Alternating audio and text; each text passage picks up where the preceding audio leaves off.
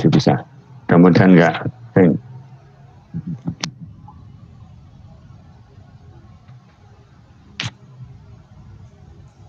Sudah berapa orang ini yang hadir? 17 ya, sudah semua. Saya anggap sudah semua. Saya buka kuliah ini. Selamat siang, saudara-saudara sekalian. Selamat siang menjelang sore. Di sini ada dosen pengampu, Bu Meti, yang sudah menyalakan kameranya. Kan kelihatan ya, manis sekali. Saya nggak ada foto yang bisa dipasang.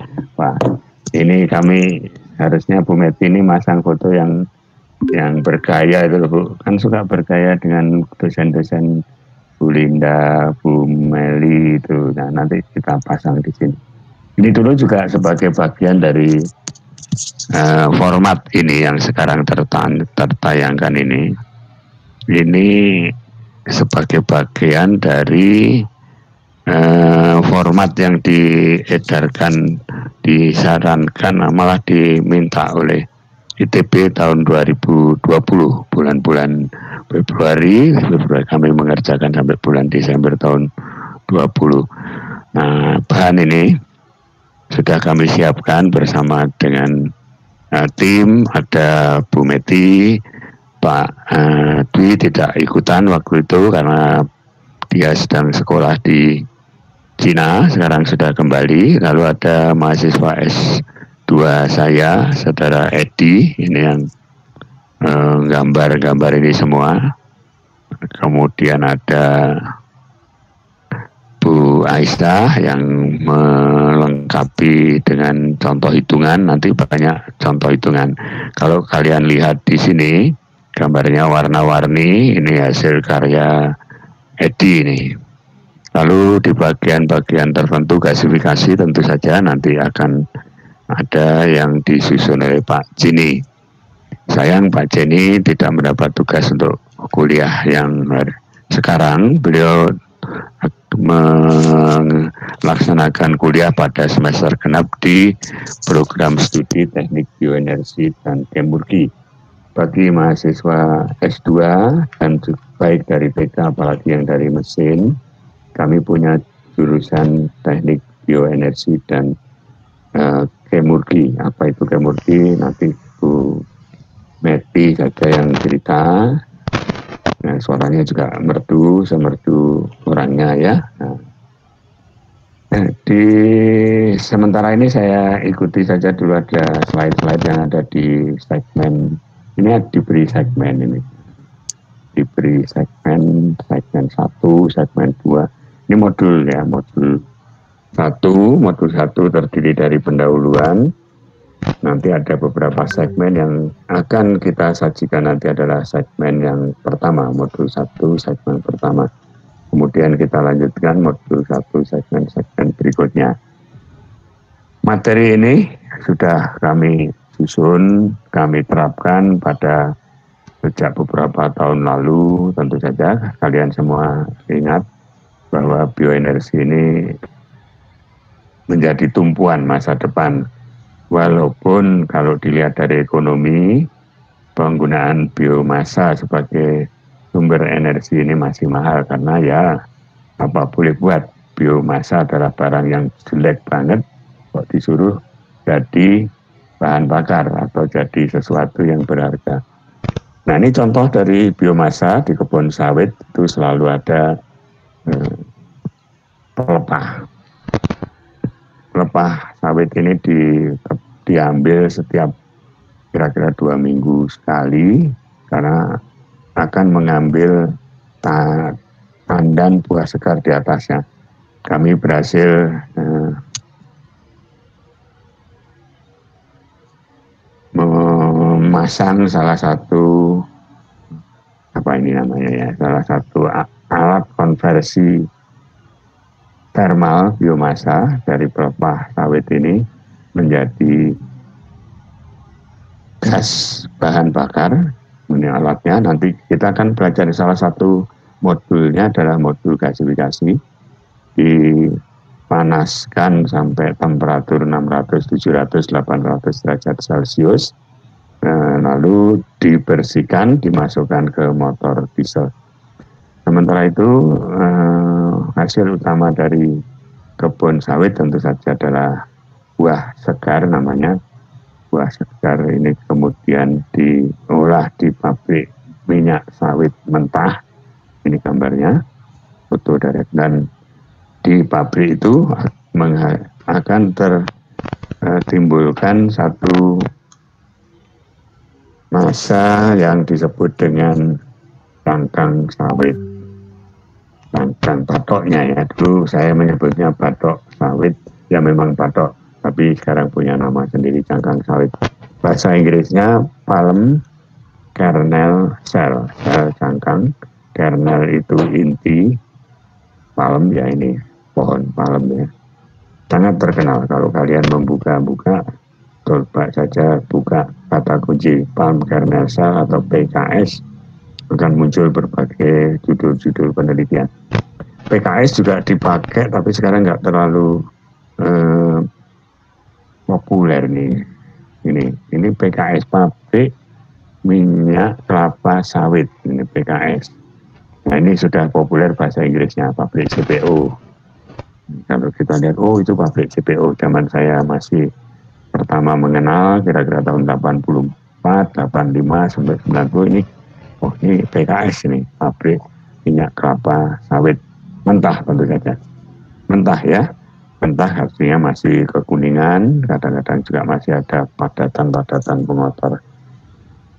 Oke, ini salah satu contoh. Nah, saya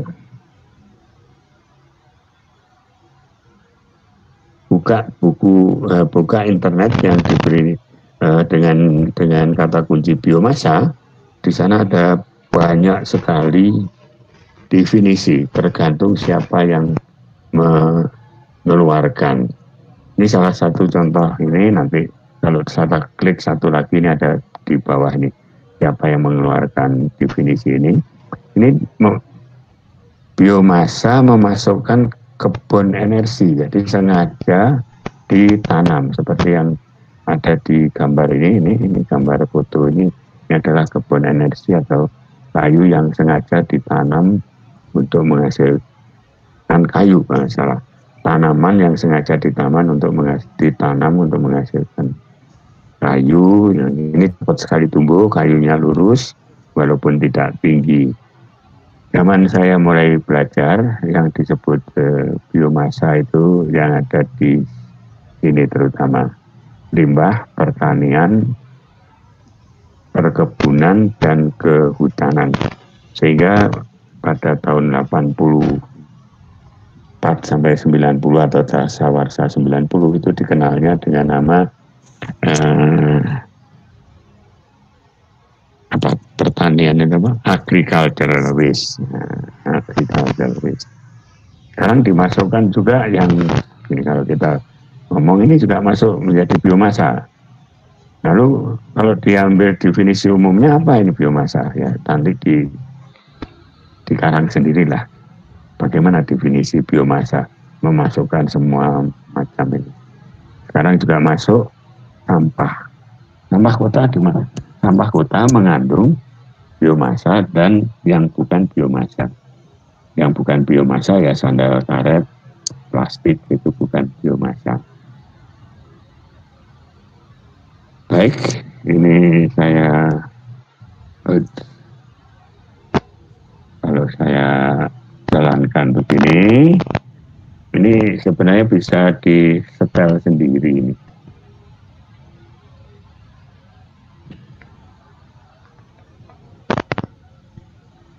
Ya, contoh biomasa yang berikutnya, saya gunakan saja manual aja ya. Nanti ada neraca massa dari biomasa dari padi. Kalian semua pasti tahu padi jadi apa? Jadi beras ini atau nasi. Tetapi apakah, saya nggak yakin, apakah semua dari kalian itu tahu bagaimana sumber padi dan berapa biomasa yang bisa diterbitkan, bisa ditimbulkan dari padi. Kita mulai dari asalnya, ini adalah padi, pohon padi yang ada di sawah, kebun padi ya. Zaman dulu tangkai padi ini panjang, sehingga ada nyanyian aneh-aneh, dipotong di bagian sini, bulirnya, buahnya itu dipotong. Nah di sini, nah jalan ini. Oke, nggak usah lah. Baik. Sekarang tidak begitu. Sekarang padi, tangkai padi ini pendek sekali, sehingga kalau panen yang dipotong dari pangkal pohonnya. Nah, yang kemudian kita lihat orang memegang pangkal pohon ini, ya, dan pangkal pohon ini kemudian ditaruh di mesin perontok. Bulir-bulir ini akan rontok. Bulir rontok menjadi gabah, gabah kemudian dikeringkan dan disimpan, lalu pada saat-saat tertentu digiling untuk dijadikan beras, dan muncul biomasa yang berikutnya yaitu sekam, kulit dari butiran padi. Nah, jeraminya ini sampai sekarang tidak dimanfaatkan, dibakar tanpa terkendali, padahal mungkin bisa dijadikan sumber energi, memang bisa dibakar. Apa yang kamu lihat di sini? Ini pembakaran tidak sempurna, mungkin sebagian besar hanya pirolisis, sebagian kecil saja yang terbakar, tapi kecil yang terbakar itu akan cukup untuk melaksanakan pembakaran kecil dan pirolisis terus-menerus, sehingga peristiwa yang ada di foto ini berlangsung terus-menerus sampai habis. Tentu saja kalau hujan ini akan mati ya. Nanti akan kita lihat neracanya, neraca massa, biomasa dari padi. Nah, ini kira-kira sumber biomasa di Indonesia. Masih ada lagi jagung, nanti ada, kita lihat nanti ada lagi juga tebu untuk menjadi gula, juga menghasilkan biomasa. Nah, sampai di sini kita sebagai pengantar, lalu kita lihat bagaimana potensi dan tantangan-tantangan. Saya minta para mahasiswa S2 ini membaca, mencari tahu, dan akhirnya menulis hal yang ada di slide ini. Motivation and challenges. Potensi and challenge. Motivation and challenge of biomass as energy, renewable energy resource. Salah satu sumber pustaka itu ada saya tampilkan di bawah ini. Nah, gimana? Baru kuliah berapa menit, 10 menit sudah ada tugas. Nah, memang begitu ya. Nanti kita kuliah ini akan banyak tugas. Ya, kalian S2 ya, tentu saja kalau di S1 kuliah yang sama judulnya itu tidak banyak tugas. Yang banyak adalah pengenalan. Karena kalian S2 tentu saja lain ya kedalamannya. Baik, saya berhenti dulu sebentar, ada adzan di daerah Bandung, barangkali kita berhenti sejenak sambil merenungkan apa yang akan kita tempuh nanti ya. 1-2 menit.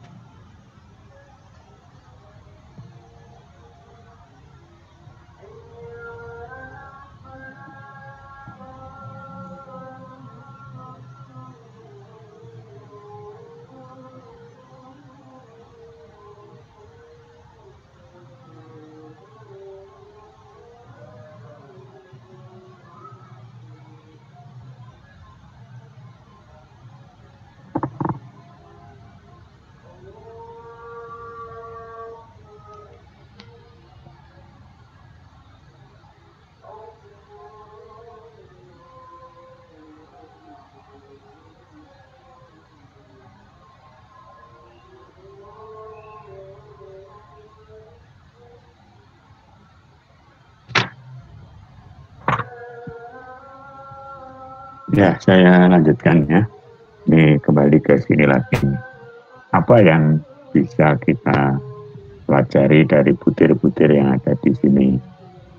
Katanya banyak disampaikan oleh para peneliti atau pemerhati biomasa, pemanfaatan biomasa sebagai sumber energi itu bisa menghasilkan energi yang minim sekali menghasilkan CO2. Ya, CO2 kita tahu adalah gas yang menimbulkan pemanasan global.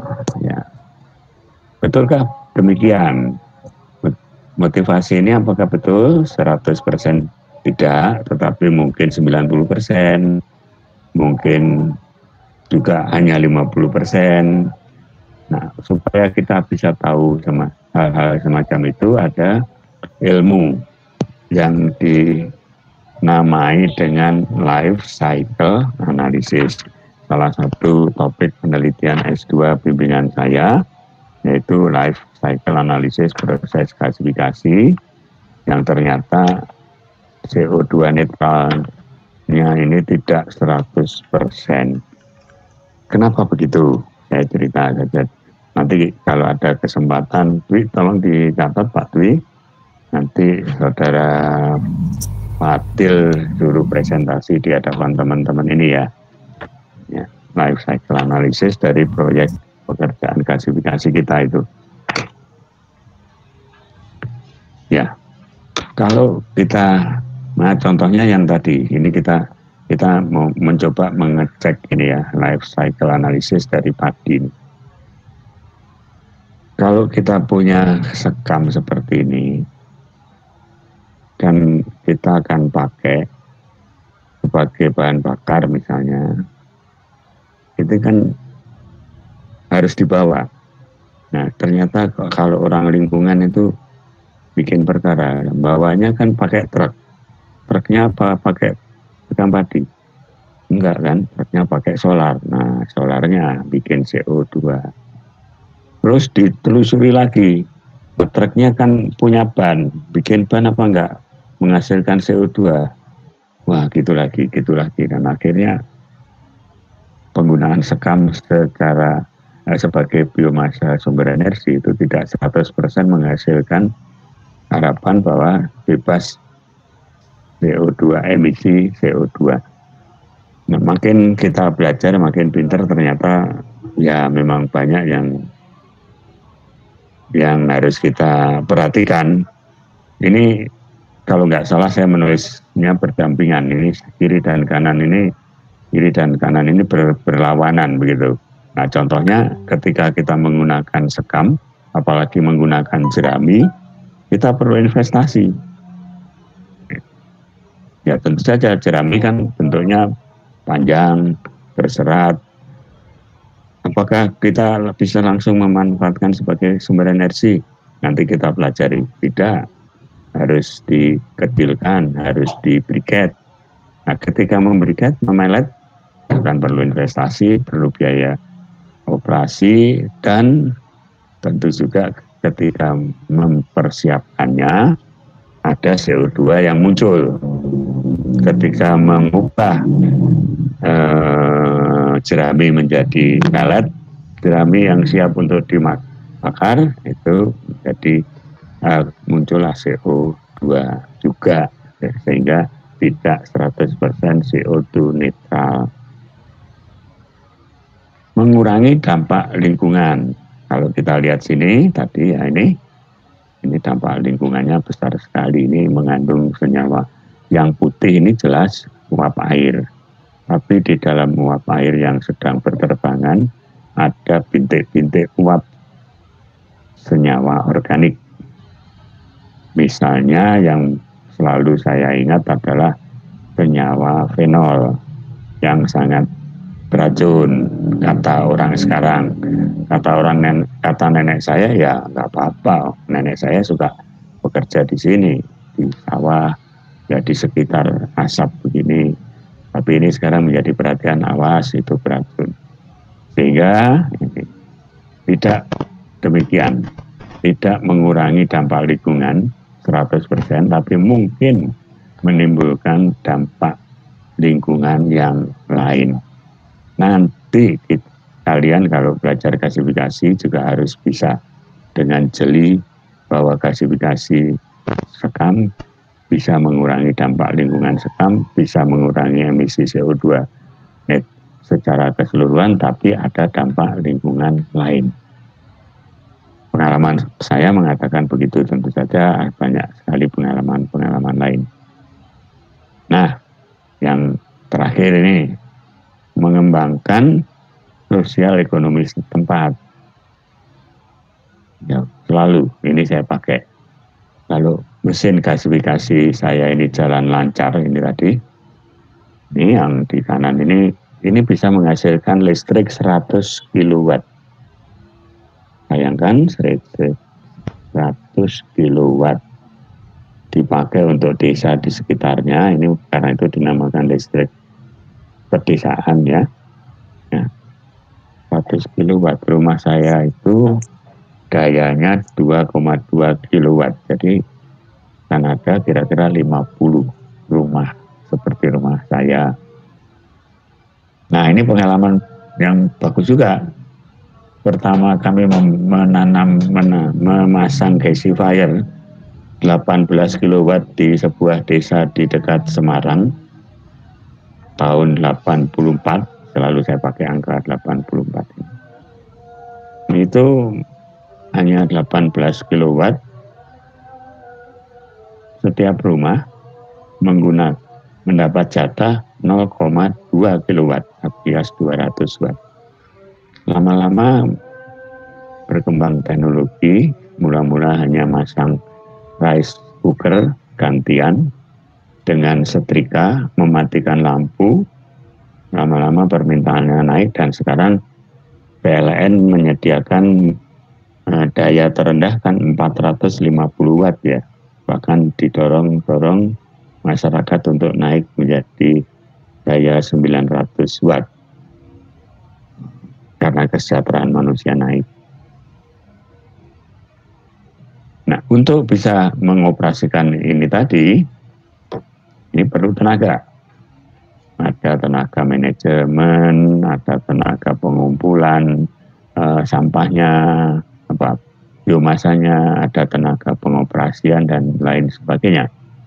Sehingga dituliskanlah di sini akan memberi pengembangan sosial ekonomi setempat.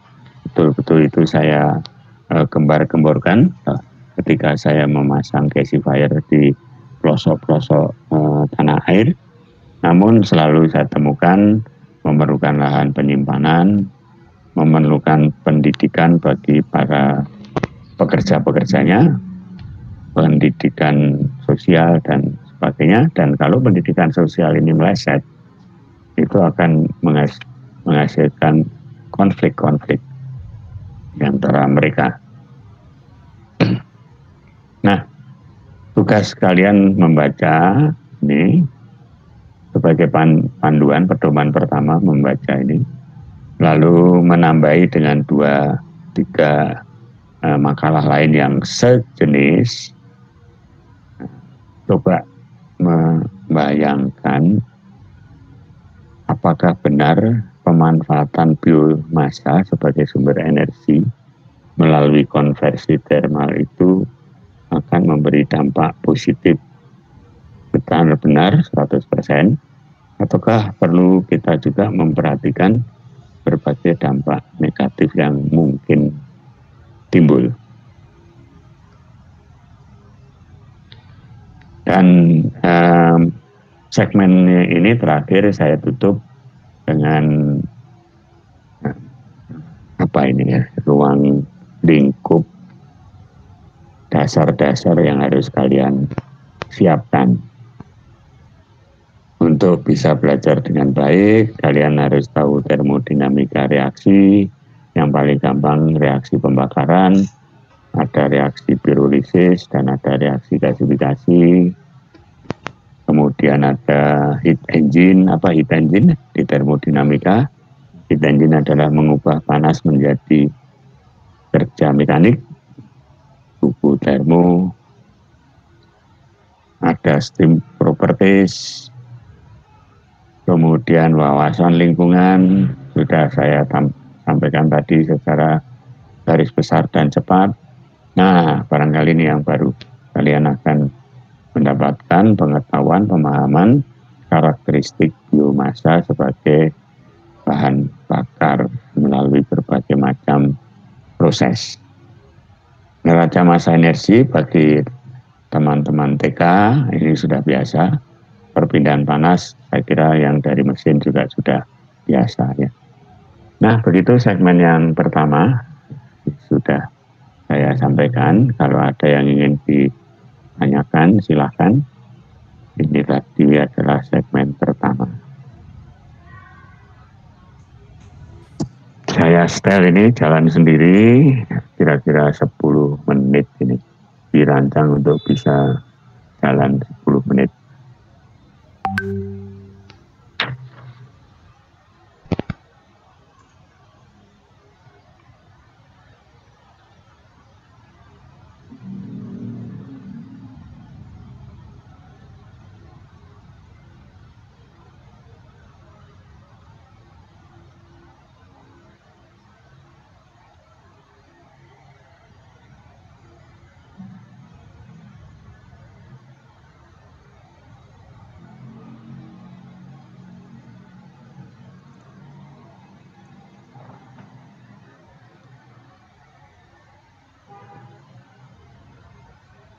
Sesudah tayangan ulang ini, kita akan melanjutkan dengan segmen yang kedua, masih modul 1.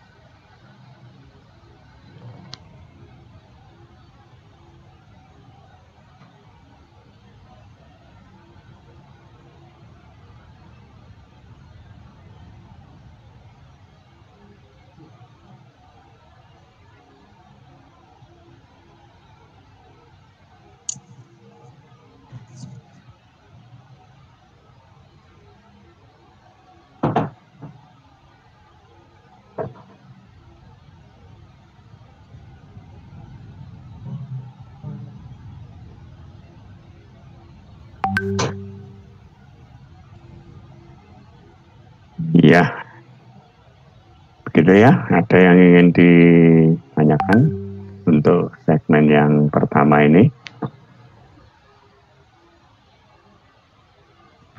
Saya ganti acara. Kalau tadi adalah perkenalan dari mata kuliah kita ini. Sekarang saya ingin perkenalan dengan para mahasiswa. Yang pertama tentu saja saya sapa dahulu Saudari Linda. Karena ini yang khusus saya dititipi oleh Pak Puji ini. Pak Panji, sorry. Dititipi Pak Panji. Ya, Saudara Linda, gimana? Pasang kameramu, lalu sampaikan ya salam perkenalan saja. S1 di mana, Mas? Selamat sore semua. Selamat sore. Linda Hehanusa. Saya asal dari Papua dan Papua. Ya, Pak. Dan S1 saya dari Jerman, Pak. Wah, ini perkenalannya akan lama. Ya, karena menarik sekali. Sekarang Anda berdomisili di mana ini? Sementara saat ini saya lagi di Jayapura, Pak. Oh. Jayapura, Papua. Udah hampir lulus tapi belum pernah menginjak kampus ITB ya? Betul, Pak. Ini kasihan angkatan ini nih. Udah hampir lulus menginjak kampus ITB aja belum. Iya. Di Jerman penelitiannya atau bidang yang digeluti S1 apa? Waktu itu ambil jurusan teknik energi baru terbarukan, Pak. Cocok sekali. Iya, Pak. Nah, saya catat ya, nanti suatu saat saya minta untuk presentasi energi baru dan terbarukan. Pernah, kalau begitu udah kenal dengan gasifikasi pembakaran? Waktu S1 untuk biomasa sendiri cuma diperkenalkan beberapa jenis serta caranya, Pak, dan tidak terlalu mendalam ke gasifikasi dan lain-lain seperti itu, Pak. Oke, ya mudah-mudahan kuliah kita yang berjauhan ini bisa memberi manfaat tambahan bagi Linda yang jauh sekali di Papua. Ini udah malam nih kalau gitu ya? Iya, Pak, sudah 5:30. Sudah hampir tenggelam matahari ini, kan nanti kita akhiri kuliah jam 4, mungkin jam 4 lebih sedikit. Baik, Pak. Berikutnya saya ingin berkenalan dengan Saudara Puji. Saya sudah kenal, bimbingan saya Saudara Puji ini.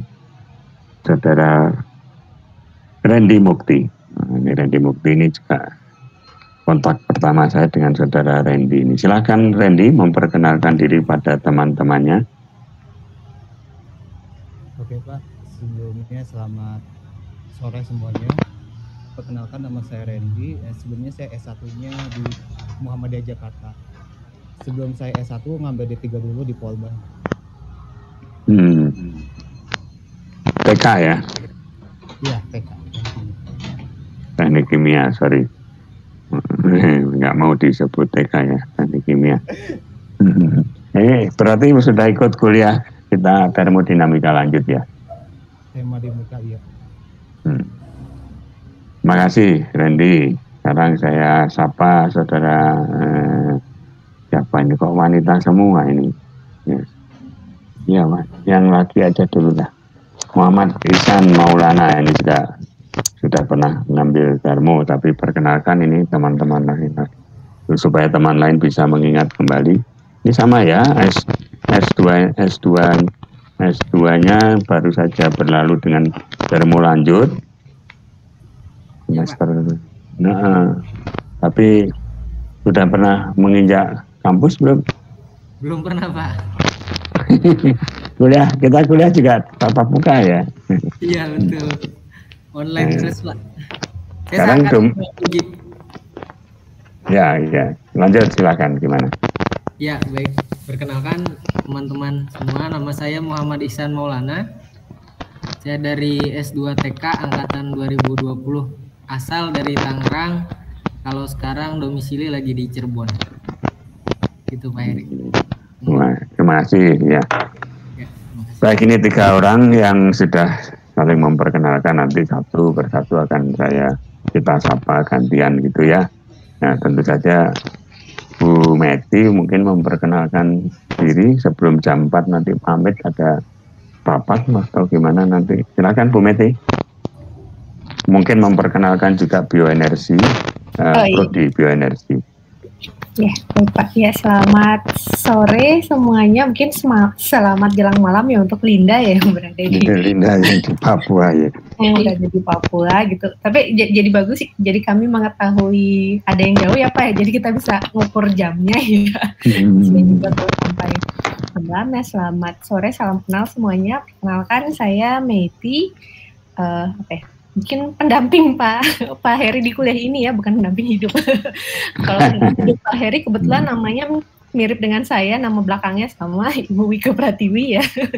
Dan saja namanya sama seperti itu. Nah, kebetulan saya PDPT-nya kalau di ITB itu ada PDPT, jadi penempatannya di Prodi Manak dan saya di Prodi Bioenergi dan Kemurgi. Nah, di sana memang core-nya itu mirip dengan TK ya, teknik proses, cuma bedanya adalah umpannya saja, bahan bakunya tadi yang Pak Heri bahas itu biomasa ya, biomasa sendiri gitu. Kalau saya lebih suka bagaimana kalau mahasiswanya ini Pak Heri mencari tahu dulu definisi biomasa, nah nanti kita bisa diskusi lebih lanjut seperti itu, lebih menyenangkan sepertinya. Definisinya banyak kan Pak, tadi yang Bapak tadi sudah katakan. Kalau mau sekarang saja Pak, boleh juga sih. Boleh, silakan Bu Meti yang memimpin, memandu.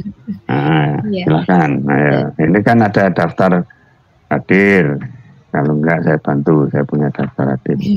Ya, untuk definisi biomasa sendiri, nah ini mungkin dari saya nyebutnya teman-teman saja ya, Mas-mas dan Mbak-mbak, ada yang bisa menyebutkan gitu selain dari yang tadi Pak Heri sudah sebutkan ya, tadi kan definisinya ada banyak sekali ya, termasuk rasanya tadi saya ingat nomor 1 tumbuhan dan hewan mati ya. Nah, selain itu apakah ada nih, coba silakan Anda boleh googling sebentar gitu melihat definisi biomasa itu apa gitu.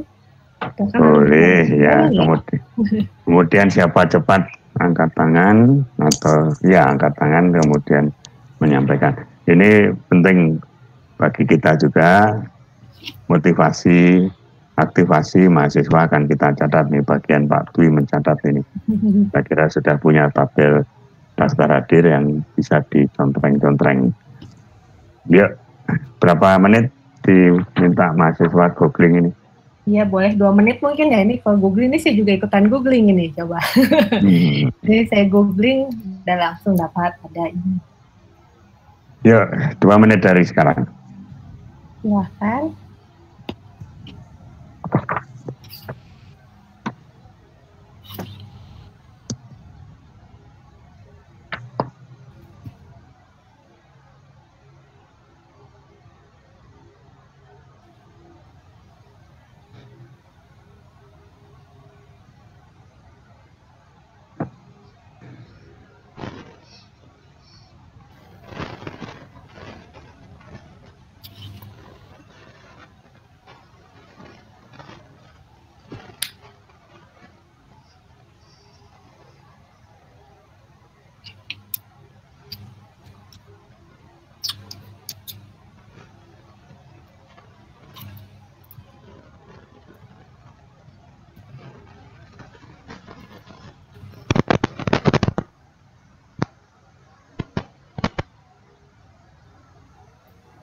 Definisi dan contoh real. Iya. Contoh real.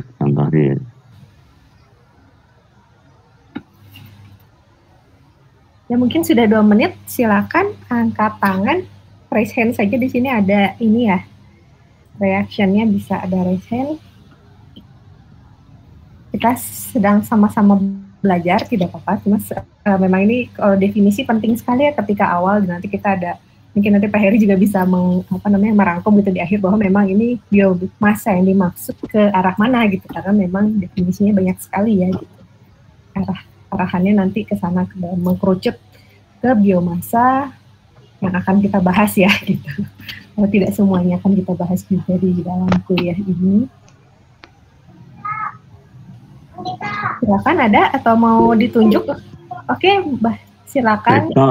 Victor. Telah mengangkat tangan, tulisannya siapa? Ya, silakan. Nggak ada di tempat saya ya. Victor, silakan. Ya, Victor ini yang dari mesin ya? Iya, Pak. Victoriano Jonathan Lender. Iya. Tampilkan wajahnya sambil kenal kita. Kameranya dinyalakan. Ini Mas Victor. Domisili di mana Mas sekarang? Saya sekarang di Bandung, Pak. Ah, di Bandung ya. Asalnya dari mana? Silakan. Ya. Ya, Bu. Silakan ya. Tadi Ibu Sempat nanya asalnya iya. dari mana? Asalnya dari, kalau asal rumah dari Jawa Timur, Nganjuk. Kalau kuliahnya S1 dari Mana, maaf? dari ITB S1-nya. Oh, ITB. Apa? Jurusan apa? Teknik mesin juga. Oh, teknik mesin. Oke. Iya.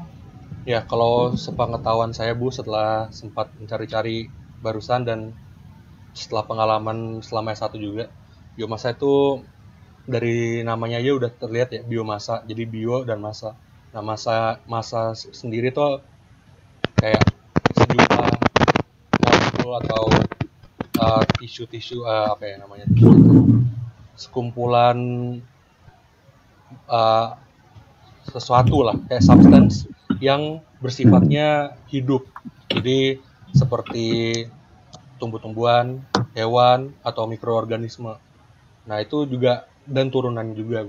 Jadi seperti bukan cuma bendanya itu sendiri, seperti hewan itu sendiri, tapi juga apa yang dikeluarkan oleh hewan itu. Seperti contohnya, kalau boleh permisi ngomong, itu kotorannya. Jadi seperti itu.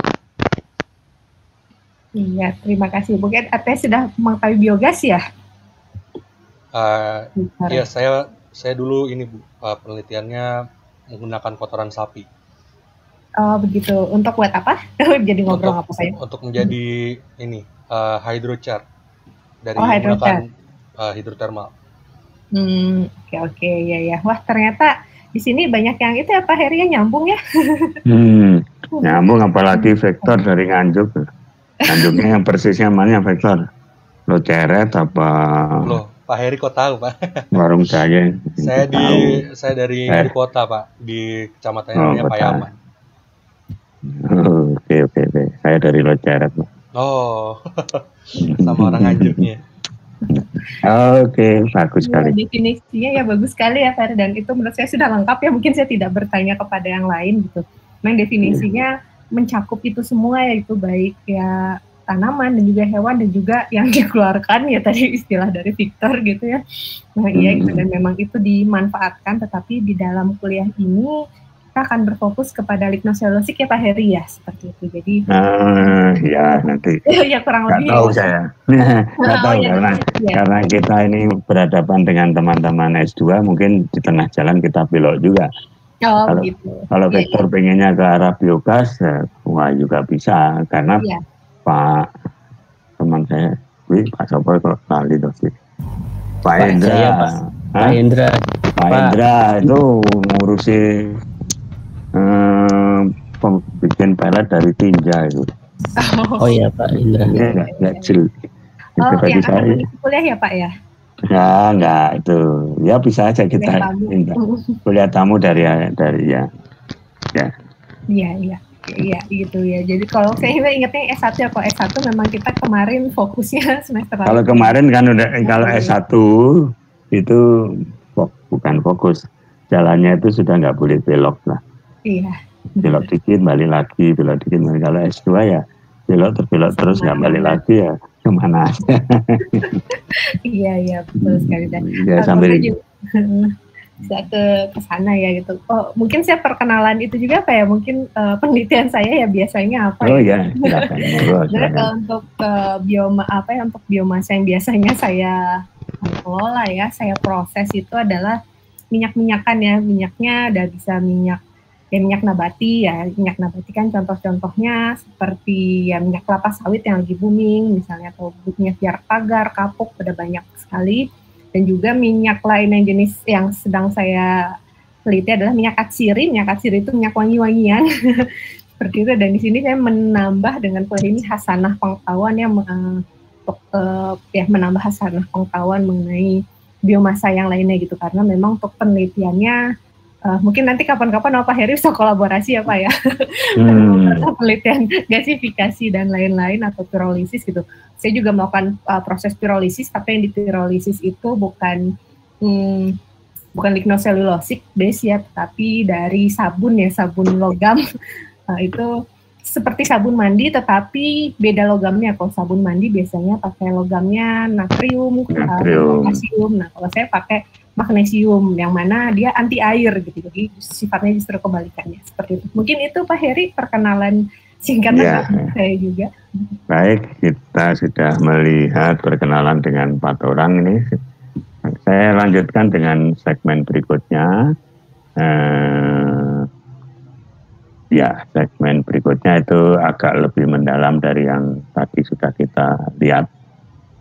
Saya tampilkan sekarang.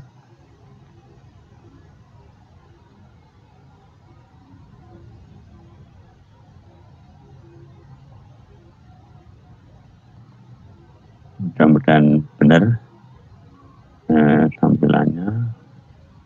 Kalaupun kayaknya salah, sorry. Kayaknya kurang benar. Ini enggak. Ada yang banyak yang saya buka sehingga agak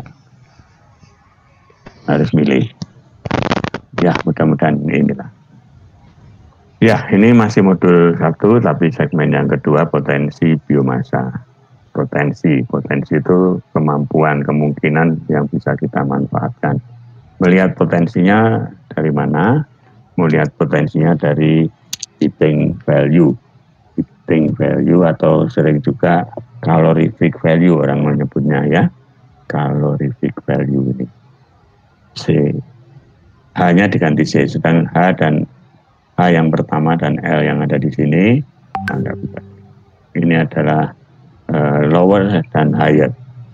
Saya kira bagi Linda, bagi Vektor sudah kenal ini ya, higher eating value atau higher calorific value, lower eating value, lower calorific value. Ini menjadi energi thermal atau menjadi energi listrik. Bagian akhir dari konversi energi itu pasti yang bisa dimanfaatkan oleh kita semua. Thermal itu sejak lama ya, thermal bagian terakhir. Nah, tapi sekarang orang cenderung ke listrik, bahkan katanya lebih aman dan lebih gampang dipindahkan dari yang seperti yang tadi contoh dalam segmen yang pertama, dari pelepah sawit diproses gasifikasi masuk ke motor diesel menjadi listrik dan ditransfer dikirim ke rumah-rumah dalam bentuk listrik. Walaupun nanti akhirnya di rumah listrik tadi diubah kembali menjadi panas, misalnya untuk menanak nasi. Kalau kita bicara termodinamika, rugi sekali itu. Kuliah di sistem utilitas S1 teknik kimia, ada mata kuliah sistem utilitas. Itu kalau kita punya sumber energi awal, misalnya minyak bumi aja, minyak yang gampang sekali, sudah gampang dibakar, sudah gampang diolah. Kalau dibakar menghasilkan panas, itu sudah berkurang kemampuannya, karena efisiensinya sekitar 80% kalau boilernya bagus. Boiler yang sembarangan efisiensinya kira-kira hanya 65%. Artinya apa? Energi heating value dari minyak menjadi steam, itu steamnya kira-kira hanya membawa 65% sampai 80% tadi. Sisanya kemana? Ya ke lingkungan, bayaran kita ke lingkungan. Mau dihemat diapakan? Ya harus dilakukan seperti itu ya. Lalu dari steam, nah bagi teman mesin ini udah biasa, kita kan sudah punya steam, mau dijadikan mekanik, itu lewat steam, lewat heat engine. Salah satu heat engine yang kita kenal nanti adalah PLTU, pembangkit.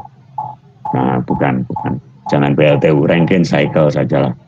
Rankine cycle mengubah panas, kandungan panas dari steam menjadi mekanik poros dari turbin. Nah, berapa efisiensinya? Saya mau nguji anak-anak saya ini. Rankine cycle, berapa efisiensi konversi energi dari panas menjadi mekanik? Rankine cycle adalah mesin pengubah panas menjadi mekanik. Saya panggil Budiman Barata. Berapa persen, Budiman? Mana Budiman ada nggak nih? berapa persen? Ya, Budiman. Kebetulan belum pernah ini sih Pak, dengar Pak, belum pernah belajar. Kamu nggak belum lulus termolanjut ya? Belum Pak, saya baru udah dapat baru Pak, termolanjut. Oh, sorry. Angkatan 21. Iya kalau Pak. Puji angkatan 2. Kalau gitu salah. Tadi saya menyapa Ihsan, benar ya? Udah termolanjut ya? Ya benar. Tapi mestinya ya tahu lah Budiman S1-nya teknik kimia atau teknik mesin? Teknik kimia Pak. Ya, tahu teknik kimia, apalagi kalau teknik mesin harus tahu. Oke, enggak apa. Saya coba aja. Nah, bimbingan saya ini. Puji, tahu nggak berapa energi dari steam yang bisa dijadikan mekanik putaran poros turbin? Siklus Rankine. Yang mana Puji? Siklus Rankine berarti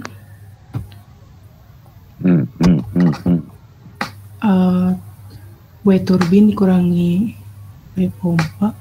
Enggak mungkin saya perlu, nggak usah dipikir Rankine. Kamu tebak aja benar apa salah. Kalau Rankine kan berapa berarti persen efisiensi konversi energinya? 70. Oh, kamu nggak lulus nih termolanjut kemarin.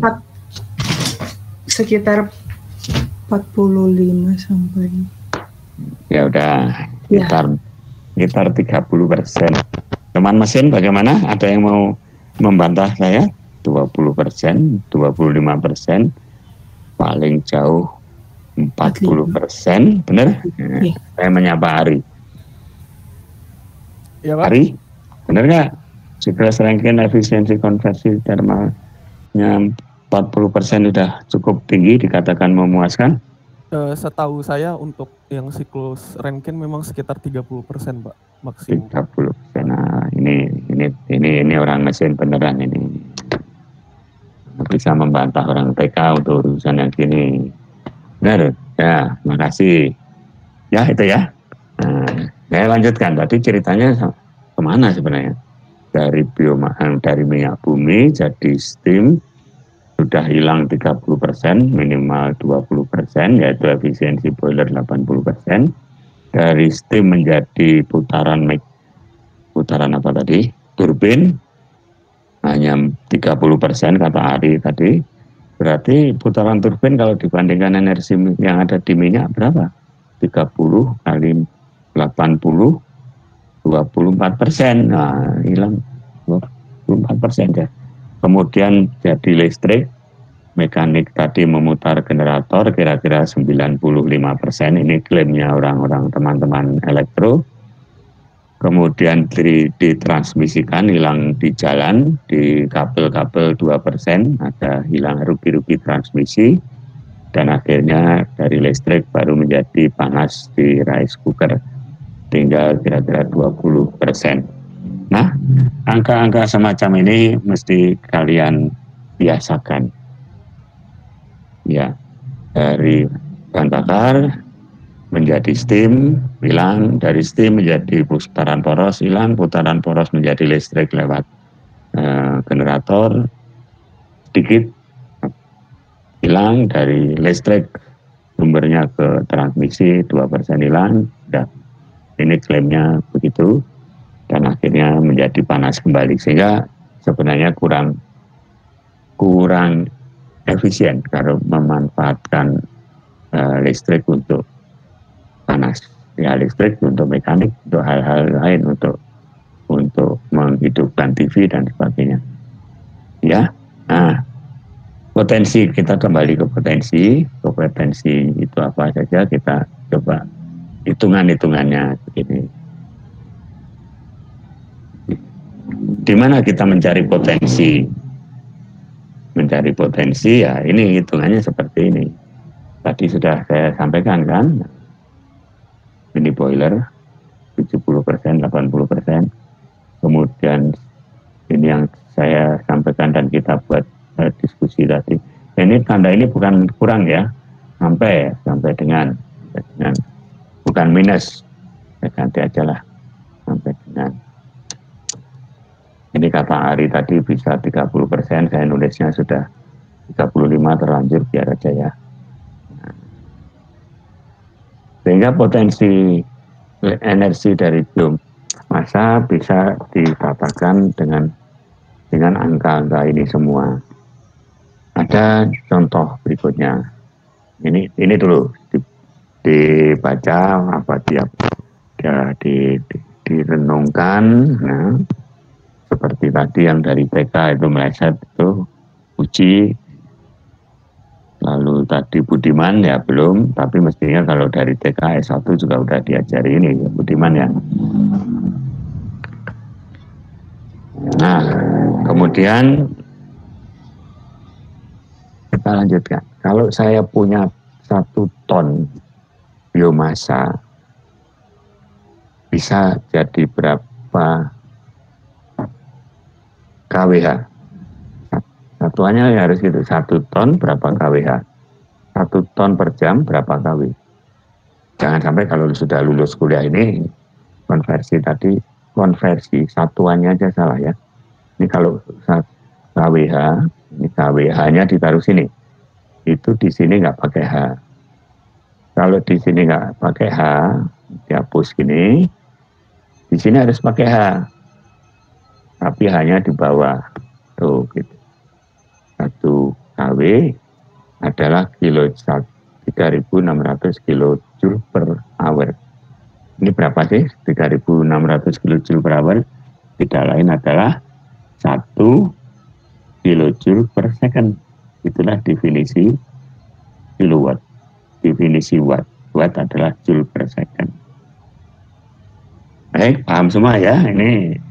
Ini ujian pertama nanti hal-hal semacam ini. Kalau kalian meleset menjawab, ya sayang sekali.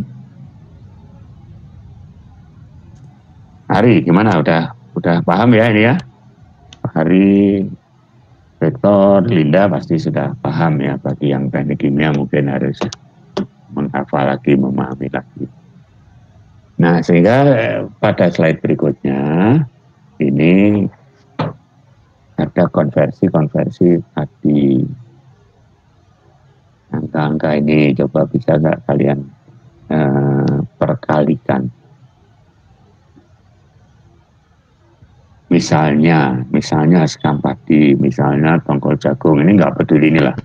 Kira-kira panas pembakarannya itu belasan ribu kilojoule per kilogram. Kalau dijadikan kilokalori, sekarang masih sering dipakai kilokalori ini. Itu bagi 4,2 ya konversinya, kilojoule menjadi kilokalori dibagi 4,2. Nah, yang penting berikutnya dari kilojoule ini dijadikan kilowatt thermal.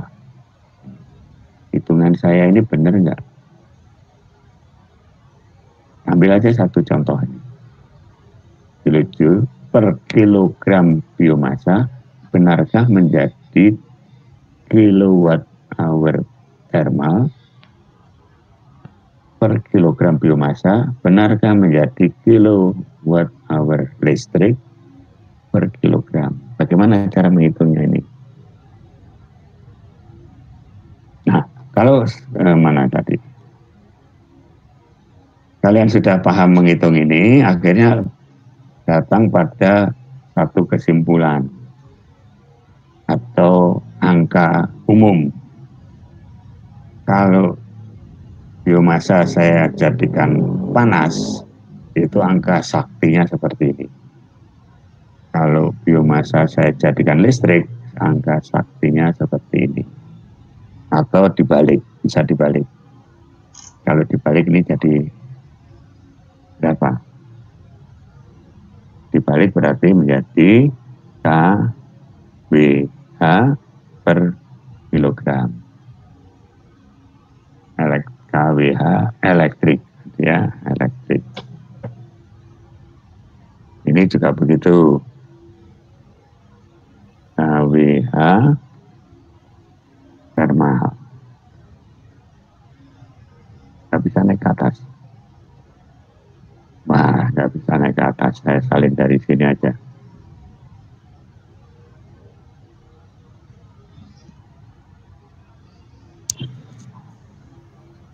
Nah, coba kita cek angka ini, yang pertama ini. Yang paling atas atau sekalian mana aja, tapi yang saya gunakan yang paling atas. Dari sini menjadi angka ini kali berapa ini? Ada rumusnya tadi. Nah,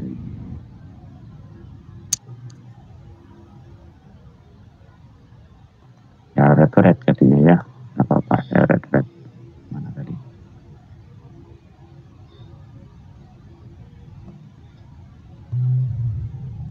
Saya kira Linda kalau sekolahnya itu renewable energy udah hafal ya, Linda ya. Hafal. Nah, kamu aja dulu Linda kalau mau memberi tanggapan ini. Nih perkaliannya.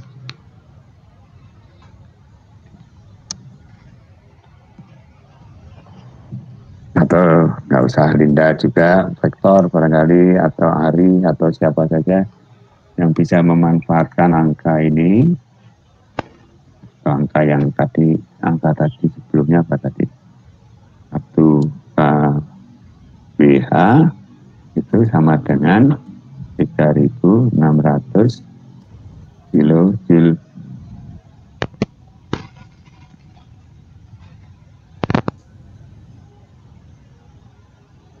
Kalau saya punya 1 kilogram biomasa, berarti energinya sebanyak itu kan 14.000. Kalau saya bagi dengan 3.600, dapatnya 3, benar nggak? 14.000 dibagi 3.600, 3 ya. Nah itu. Kalau jadi thermal, kalau jadi listrik, pembaginya lebih kecil lagi ya. Pembaginya lebih besar lagi. Nah, akhirnya kita akan mendapatkan angka ini. Angka yang di bawah ini berapa? Coba ada yang hitung ini. Berapa ini? 1 dibagi 0,37 ini berapa ini?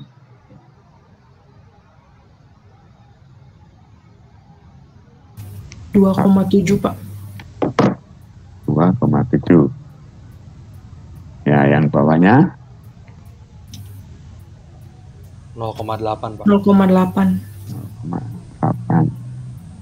Ya. Mudah-mudahan angka ini tidak salah. Saya katakan mudah-mudahan nanti kalian akan menjalani desain sebuah konversi dari biomasa menjadi listrik, desain mengubah konversi biomasa menjadi panas, dan akan berakhir dengan angka-angka semacam ini.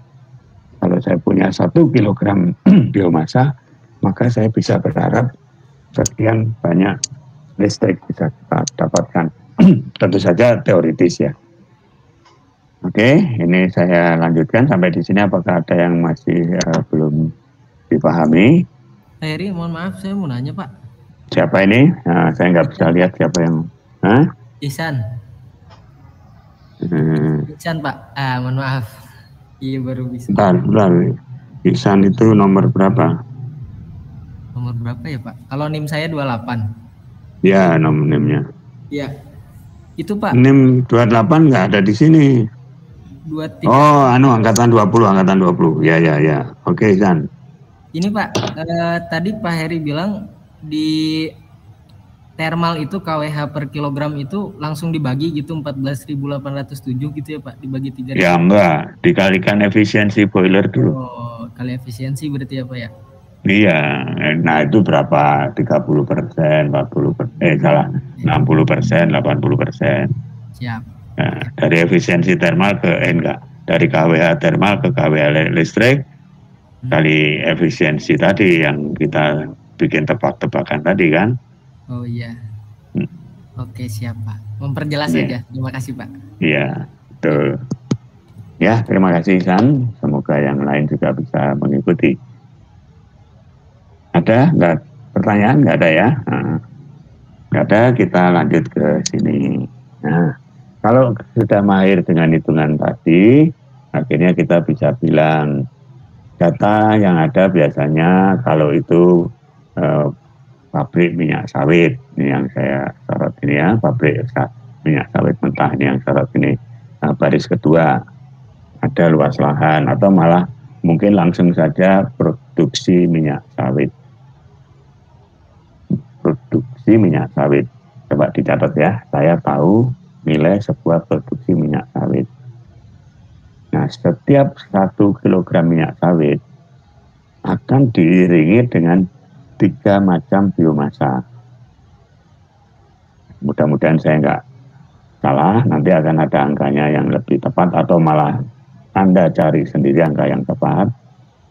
Setiap 1 kilogram minyak sawit mentah akan diiringi dengan kira-kira 1 kilogram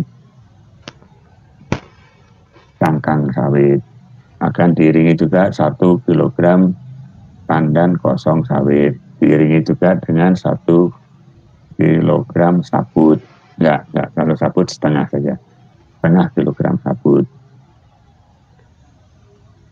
Gitu. Nah, jadi saya kalau bicara saja mengenai cangkang, dengan produksi minyak sawit 13 juta ton, ini tahun berapa? Saya lupa, ini salah. Ya, tahun berapa? Mohon dikoreksi nanti Pak Dwi, ini tahun berapa? Enggak ini, atau mahasiswa nyari yang tepatnya tahun terkini ya.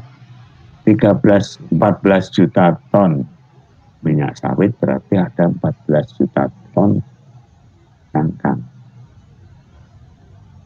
Nah, kalau kita bicara cangkang, panas pembakarannya berapa, heating value-nya berapa, tadi di sini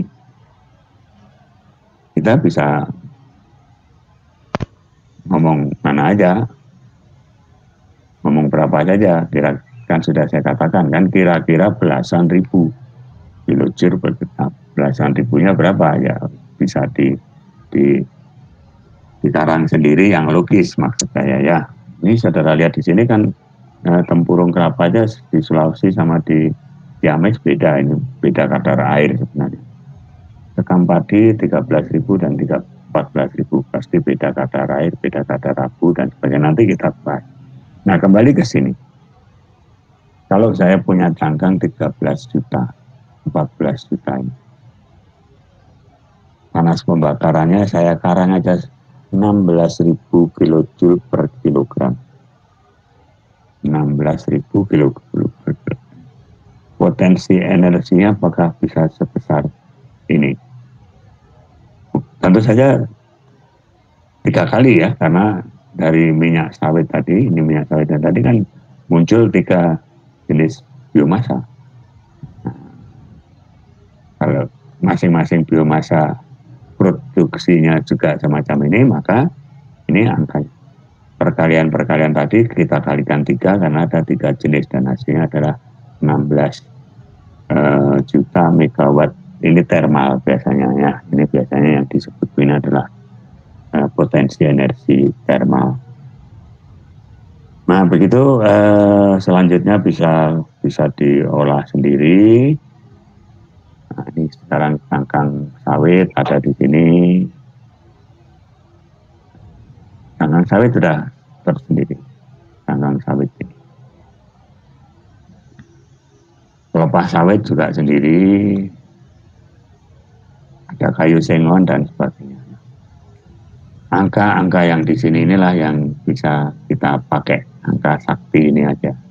Boleh angka dasarnya yang di atas, boleh langsung angka sakti kalau kita bicara mengenai potensi biomasa sebagai sumber energi panas atau sebagai sumber energi listrik.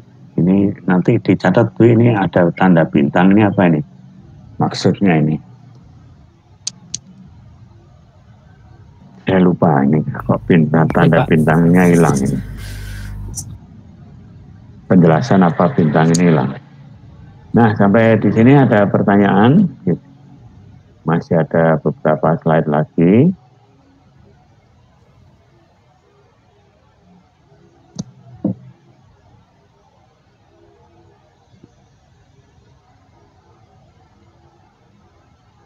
Ini yang menarik. biomasa tebu yang biasa ini tadi yang orang Nganjuk banyak tuh pabrik tebu di sekitar Nganjuk sana, Madiun, Nganjuk, Kediri. Nganjuk nggak ada kalau nggak salah, Kediri banyak, Tulungagung banyak, Madiun banyak, Sragen ada. Nah ini bagaimana pemanfaatannya? Sayang sekali biomasa tebu ini sudah habis dimakan oleh pabrik gula. Tidak bisa keluar, tidak bisa dimanfaatkan keluar oleh kita pada umumnya. Namun ya tetap saja ini perlu kita pelajari. Ini adalah sebuah diagram dari steam power plant di pabrik gula. Ini tebu digiling menghasilkan nira, ini nira atau sirup. Sirupnya diproses, proses pabrik gula. Lihat 520 ton per jam tebu menghasilkan 47 ton per jam. Gula putih menghasilkan 177 ton per jam ampas tebu. Nah, gambar ini gambar dari pabrik gula yang lama. Kenapa begitu? Ada surplus bagas, ada surplus ampas tebu. Zaman sekarang udah enggak.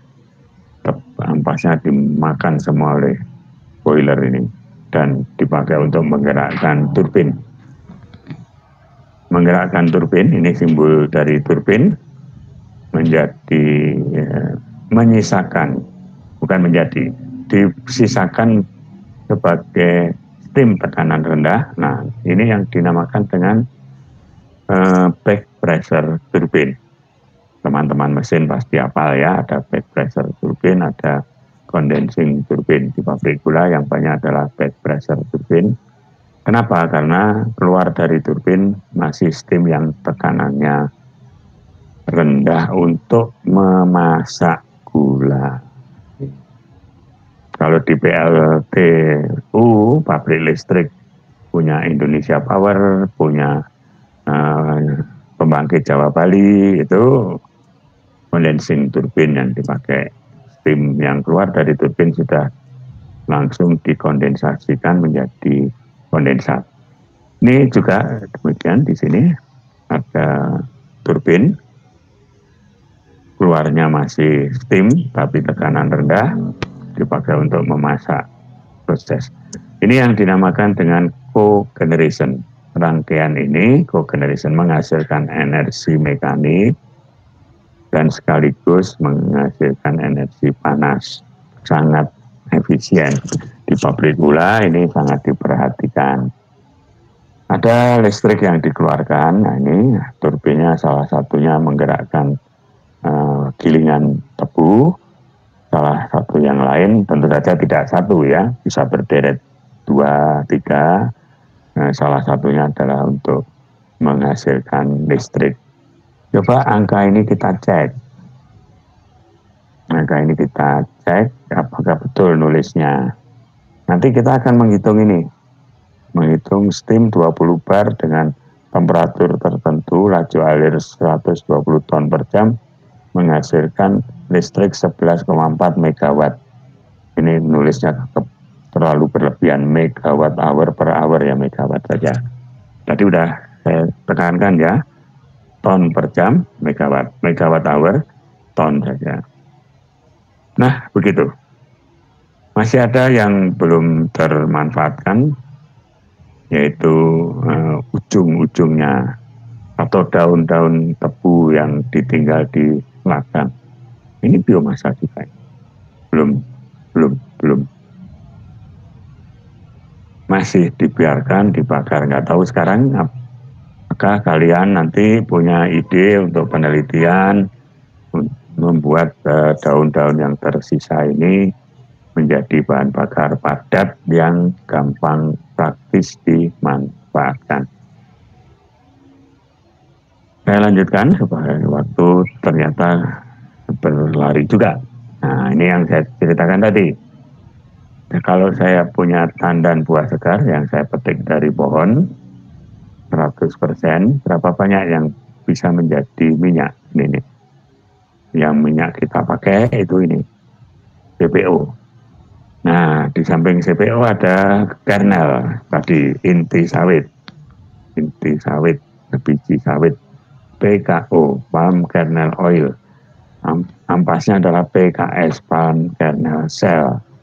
Lihat angkanya, 21% dari tandan buah segar. Nah, tandan kosongnya 23% juga. Jadi sebanyak itu kita menghasilkan minyak sawit mentah, sama juga tandan kosong yang kita dapatkan. Belum termanfaatkan sampai sekarang. Sorry, tadi salah, cangkangnya hanya 5-7 kalau dibandingkan 5-7% dibanding 20%, nah seperempatnya ya, seperempatnya cangkang. Kemudian ada serat, sesudah diperas keluarlah serat. Biasanya mudah-mudahan nanti ada gambarnya, kalau enggak nanti cari apa yang dimaksud fiber, apa yang dimaksud cangkang. Ada irisan gambar buah sawit, banyak di internet banyak sekali gambar-gambar itu. Nah, sedang populer juga limbah cairnya. Limbah cairnya ini dijadikan biogas. Yang saya pernah kunjungi itu satu pabrik minyak sawit bisa menghasilkan 1 megawatt listrik dari limbah cairnya ini. Satu pabrik minyak sawit mentah standar kapasitasnya 30 ton per jam. Pabrik minyak sawit mentah standar 30 ton per jam menghasilkan pome, menghasilkan limbah cair, air masakan yang mengandung banyak karbohidrat, protein dan sebagainya, difermentasikan jadilah biogas 1 megawatt. Tentu saja reaktor biogasnya sangat besar, sebesar lapangan bola. Tentu ada untung, ada ruginya ya. 1 lapangan bola dipakai untuk menghasilkan 1 megawatt. Ya, bagus juga. Di tengah hutan sawit nggak ada masalah. Baik, ini cerita sawit, nanti bisa dilengkapi sendiri. Masih cerita sawit, ini lebih detail sedikit gitu. Daerah mana yang banyak mengandung apa, ini ya. Nah, yang terakhir dari seksi ini, segmen ini yang terjadi, gambar yang di bawah ini. Tandan kosong sawit masih berantakan. Banyak penelitian di teknik kimia, banyak penelitian akhir-akhir ini. Kalau saya ya sejak saya mengenal gasifikasi ya sudah memulai penelitian tandan kosong sawit. Hidrotermal, tadi siapa yang cerita hidrotermal? Ari ya? Ari, hidrotermal. Saya penelitian hidrotermal juga. Mencoba membuat arang dari tandan kosong sawit. Sesudah jadi arang di press jadi pelet. Nah, dari bentukan yang tidak enak ini tidak enak kan bentuknya, menjadi pelet yang enak bentuknya. Nah, demikian segmen kedua. Nah, di sini banyak sekali soal-soal, nanti bisa, nggak tahu ini nanti diedarkannya gimana ya, diedarkan nanti Pak Dwi ini mengedarkan ini Pak Dwi, supaya bisa diisi soal-soalnya ini, titik-titik ini bisa diisi. Pertanyaan-pertanyaan ini bisa dijawab. Ya, saya hentikan dulu segmen kedua.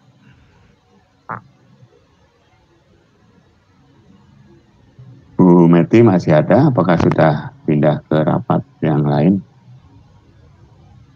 Masih ada, Pak? Masih ada. Nah, itu perkenalan dengan biomasa. Nah, segmen yang ketiga, perkenalan dengan materi apa yang akan kalian pelajari atau kalian harus siapkan untuk bisa mengikuti kuliah ini dengan baik. Itu segmen yang ketiga. Saya anggap nggak ada pertanyaan ya. Saya lanjutkan dengan menampilkan langsung segmen yang ketiga.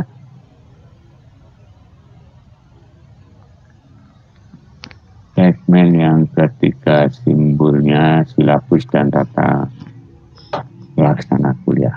Baik, ini saya berhenti ngomong gitu, kalian bisa memahami nggak ya? Silakan untuk menyimak yang bisu ini. Oh, keliru mulai dari awal.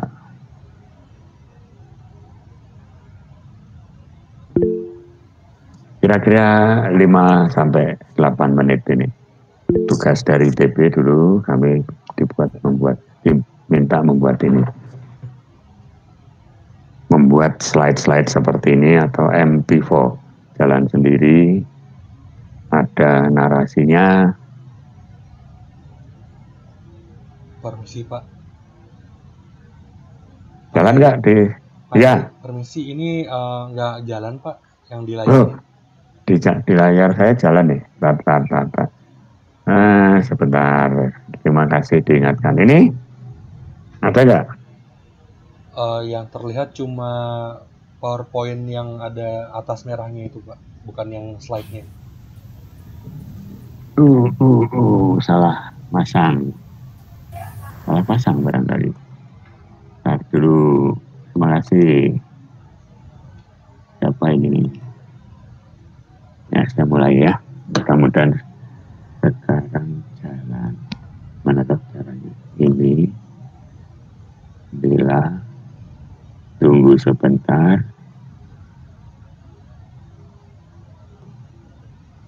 Apa yang saudara lihat sekarang?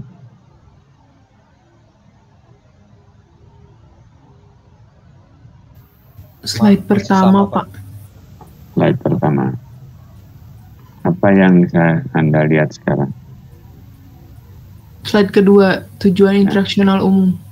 Ya, baik ya. Udah, kalau gitu saya coba style ini, jalan sendiri enggak?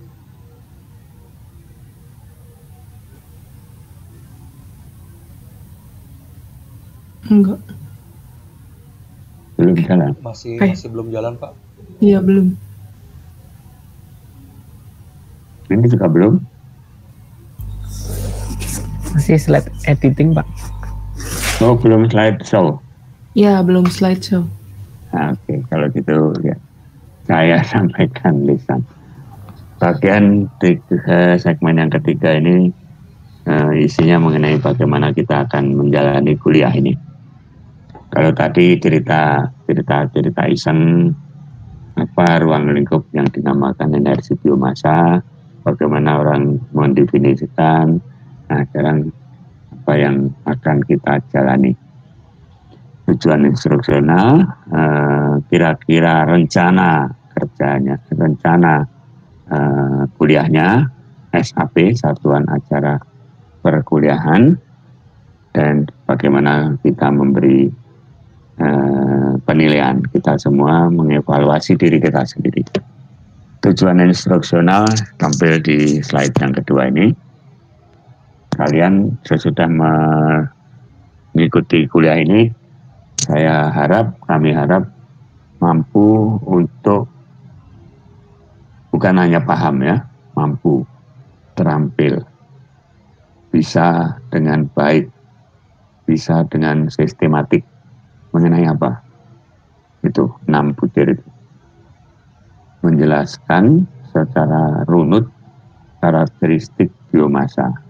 Apa itu karakteristik biomasa? Salah satunya adalah heating value, kadar air sangat dikenal. Misal juga kadar abu banyak dikenal juga. Bisa juga proximate analysis dan ultimate analysis. Dan terampil menghitung kalau kita punya data dari satu kondisi kering menjadi biomasa yang basah atau sebaliknya kondisi biomasa basah ke biomasa basah yang lainnya. Karena biomasa ini gampang basah, gampang terpengaruh udara yang lembab.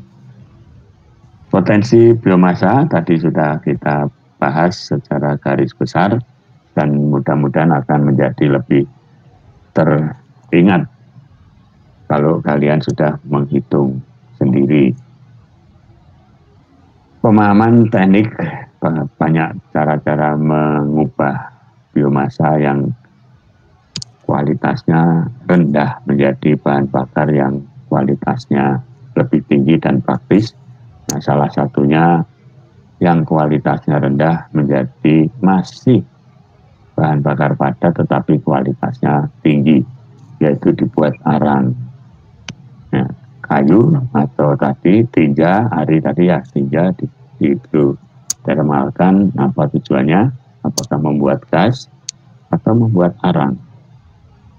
Boleh juga salah satu, boleh juga dua-duanya. Ya, dari tinja menjadi arang kan menjadi lebih enak dipandang, bisa dimanfaatkan, bisa ditransportasi, mungkin dipeletkan dulu dan sebagainya.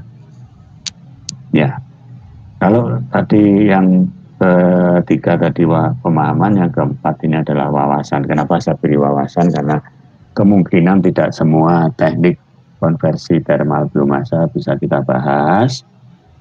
Jadi kita hanya sekedar tahu, kita lihat koran, kita lihat internet, ada konversi-konversi apa lagi selain yang kita pelajari secara mendalam. Perancangan, nah ini seperti teman-teman di teknik kimia, selalu ada perancangan sistem. Kalau teknik mesin biasanya perancangan unitnya, merancang turbin, merancang boiler, bahkan hanya merancang burnernya. Tetapi kalau teknik kimia, merancang boiler, saluran steam, turbin, kondensor, dirangkai. Nah, itu teknik kimia. Tentu saja tidak mendalam di bagaimana turbin itu harus dirancang. Yang perlu diketahui oleh kita semua nanti di sini, bagaimana sifat karakteristik performance dari sebuah turbin, boiler, dan sebagainya.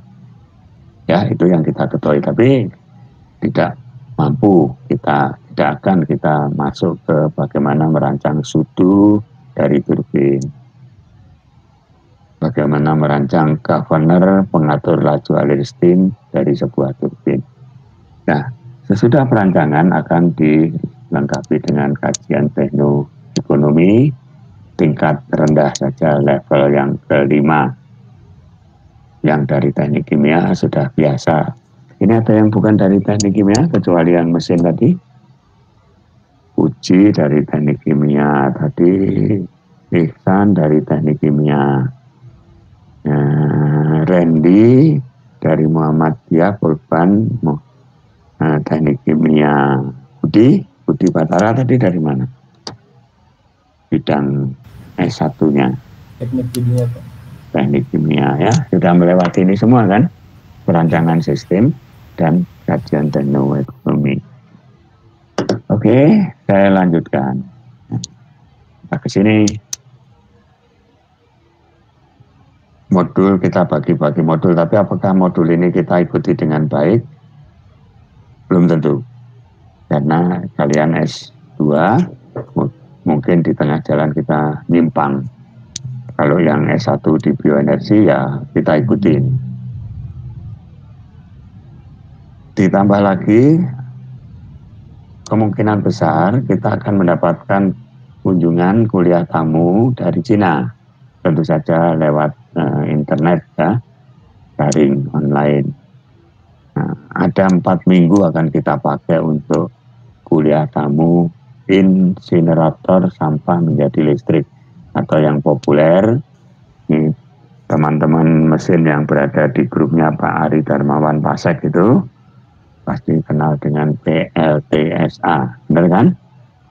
Pembangkit listrik tenaga sampah yang maju mundur di Bandung ini.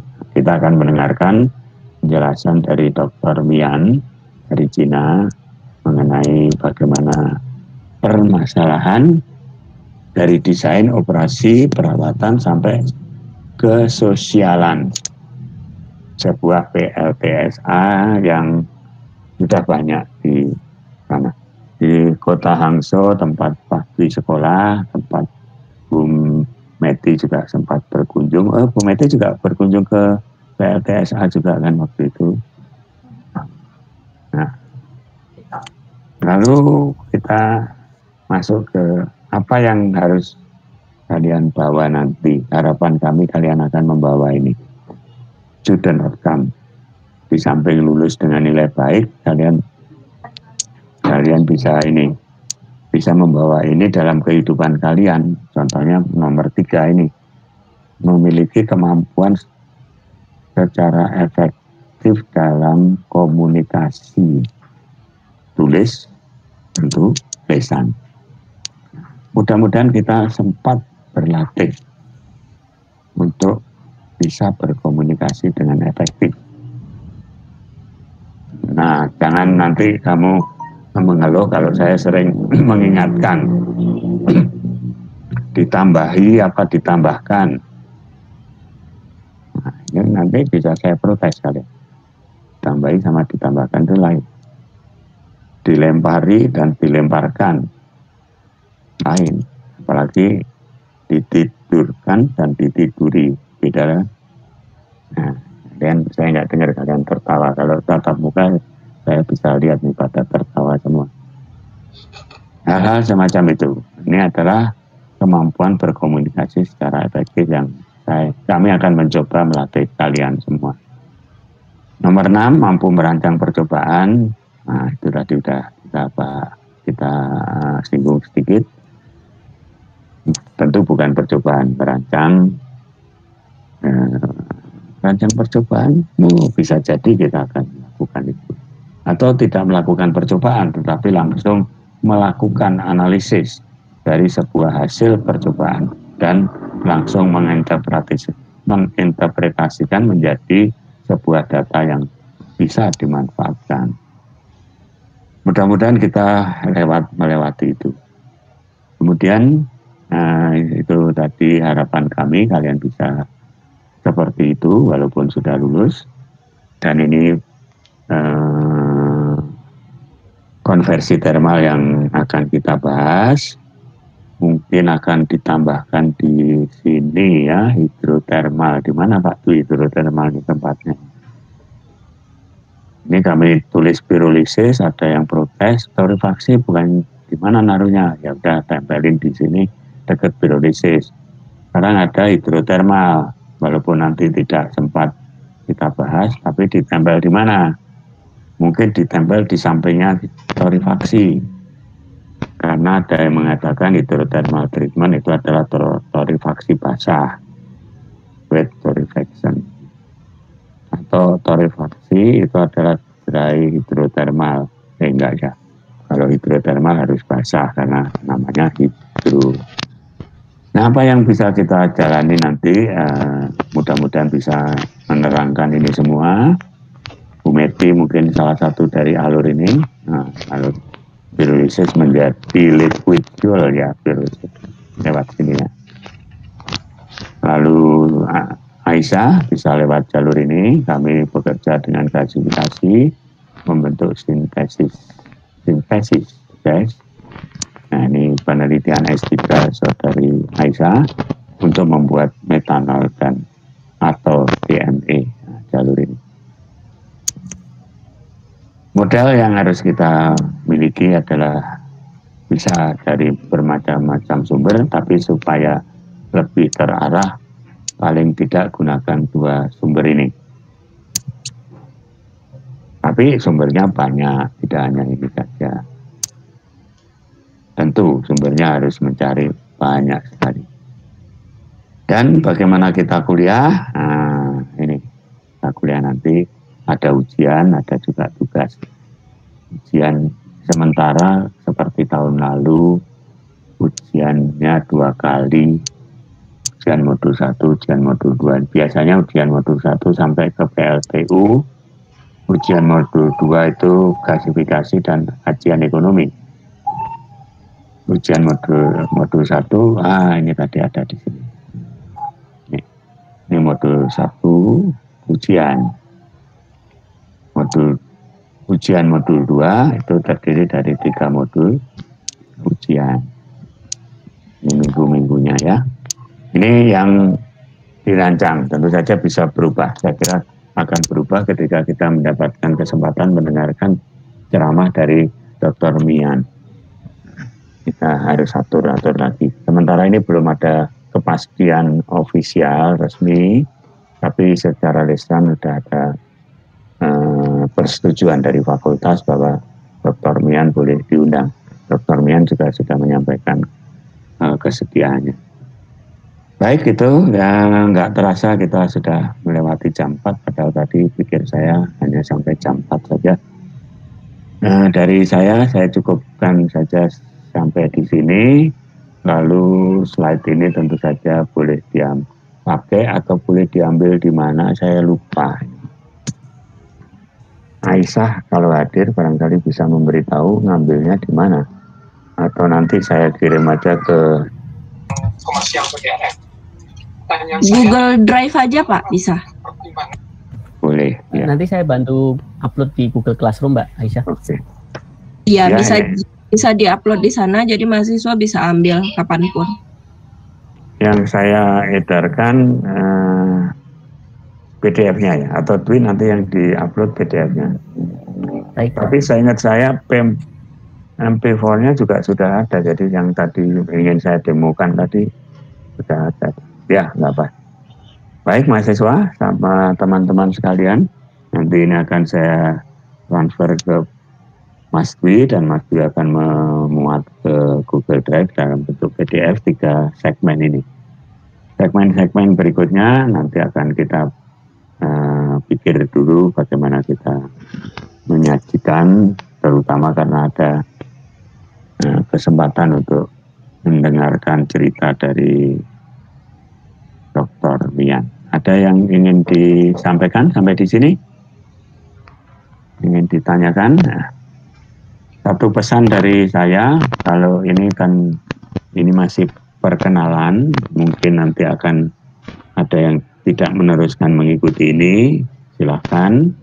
Namun kalau yang pesertanya kurang dari 5, saya lupa ini nanti dicek Bu Meti, pesertanya minimum berapa, kita akan batalkan ini. Nah tentu saja Dr. Mian akan saya alihkan untuk memberi kuliah umum saja. Ya, minimal 5 Pak, saya ingat saya. 5 ya, minimal 5. Begitu. Kalau masih ada 5, ya terus. Saya pikir yang dari teman dari mesin ini saya harap masih terus 3 orang, karena ini saya dititipi Pak Panji untuk bisa belajar bersama dengan teman-teman ini. Tapi yang angkatan 21 ini mungkin agak berat. Nah, diatur-atur dulu. Angkatan 20 ini udah ringan ya. Udah tinggal penelitian saja, jadi kuliah ini bisa diikuti. Mudah-mudahan apa yang saya sampaikan di segmen 1 dan segmen 2, serta tata cara penilaian dan tata cara kuliah di segmen 3 ini menarik kalian untuk bisa mengikuti terus sampai akhir nanti. Ya, saya hentikan. Silakan Bu Meti, Pak Dwi, Bu Aisyah kalau ada yang ingin disampaikan sebelum saya tutup resmi. Jadi saya sudah Pak. Cukup Pak Eri dari saya Pak. Oke. Cukup Pak. Ya, kalau begitu saya tutup seperti biasa dengan syukur alhamdulillah dan dengan doa semoga kita selalu sehat dalam lindungan Allah Subhanahu wa Ta'ala, terutama kondisi COVID ini, dan salam sejahtera. Wassalamualaikum warahmatullahi wabarakatuh. Waalaikumsalam warahmatullahi wabarakatuh. Terima kasih Pak. Terima kasih Pak. Terima kasih Ya, Pak. mari. Dwi, Aisyah, Bu Meti, kita tutup.